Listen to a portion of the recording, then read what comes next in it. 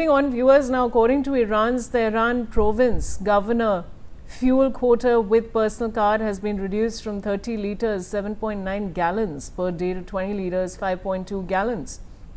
The FRS news agency has reported this announcement by the Iranian official.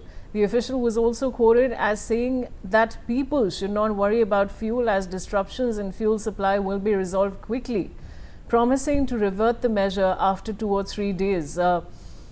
Commodore Sodhi, of course, I'll get your opinion on this, but Mr. Srivastav, look at the kind of ripple effects happening when it comes to even fuel prices.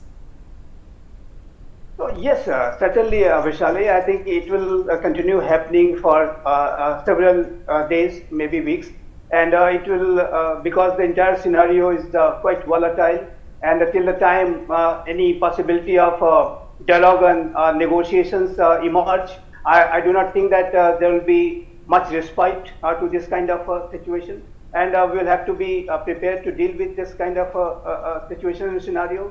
But let me just say about this Iranian Islamic regime. I think, in my assessment, the kind of history the U.S.-Iran relationship has had since 1979 onwards, or even previous time, we have to just give a comparison. I think this conflict had to happen one day.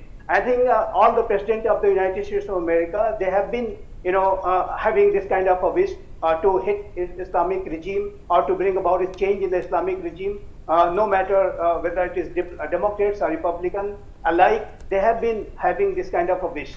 Only change has come that President Donald Trump has done it, what the others have been thinking about. And if you look at the Israel has been having a serious, insecurity, and all sorts of concerns they have been having because of the approach which the Islamic regime of Iran was showing towards Israel, towards Jewish community, and Holocaust denial, and wiping them out from the world map, calling them Zionist regime. So this kind of feeling of hatred which the Islamic regime has had, I think that has resulted to this day what they are facing at this point of time. And also they promoted class, this a satanic idea of the class of civilization theory, and hating Jews, and also supporting terrorism as the instrument of state policy, and terrorist as their strategic assets. The IRGC's Quds forces, these Quds forces have been having this one duty of theirs, that is collaborating with the various terror proxies. And it was the Quds forces commander Qasim Soleimani was hit by US drone in 2020, and he was eliminated in 2020 itself, was the commander of the Quds force. And the United States of America already, always viewed this Quds force as a terrorist force. So I think Islamic regime has to realize, let me say, wisdom should prevail from both the sides. And I think it's high time that this Islamic regime should give a serious reconsiderations to their various positions. Unless until they gave it a serious considerations of bringing about a serious change in their policy positions, I do not think that this war is going to be, over, and it might continue for a very long time if the adamant attitude and behavior is still being, shown by the remaining leadership of Islamic regime. That's what very clearly I want to say.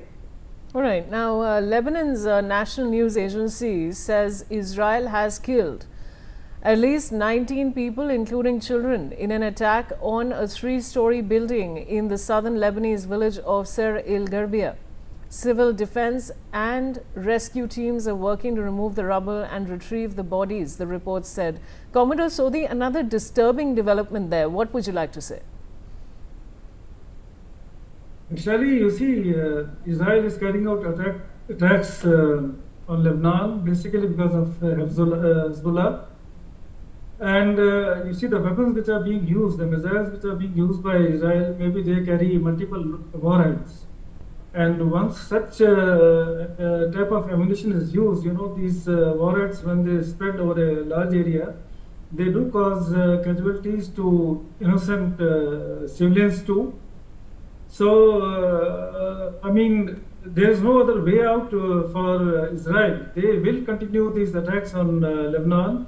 And they have also made an appeal to Lebanon to somehow, get rid of Hezbollah themselves. So till the time Iran is able to achieve its objective of destroying completely Hezbollah as well as other proxies, they will continue with the strikes.